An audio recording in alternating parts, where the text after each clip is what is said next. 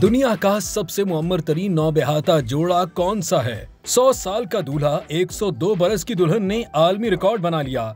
कहते हैं मोहब्बत के लिए उम्र की हद नहीं होती, वो किसी भी उम्र में हो सकती है। और इसी की मिसाल हाल ही में सामने आई है, जब अमेरिकी रियासत पेंसिल्वानिया के सीनियर लिविंग होम में मिलने वाले 100 साला बर्नी लिटमन और 102 साला खातून मार्जोरी फिटरमैन एक दूसरे की मोहब्बत में गिरफ्तार हो गए और दोनों ने शादी करके दुनिया के मुअम्मर तरीन नौबेहाते जोड़े का गिनीज वर्ल्ड रिकॉर्ड अपने नाम कर लिया। उनकी मुलाकात एक कॉस्ट्यूम पार्टी में हुई, जहां दोनों को पता चला कि दोनों एक ही यूनिवर्सिटी से तालीम याफ्ता हैं, लेकिन दोनों की इससे कबल कभी मुलाकात नहीं हुई थी।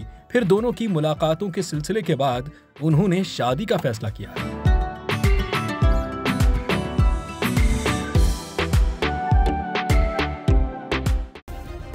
सब्सक्राइब करें और बेल दबाएं ताकि कोई खबर रह न जाए।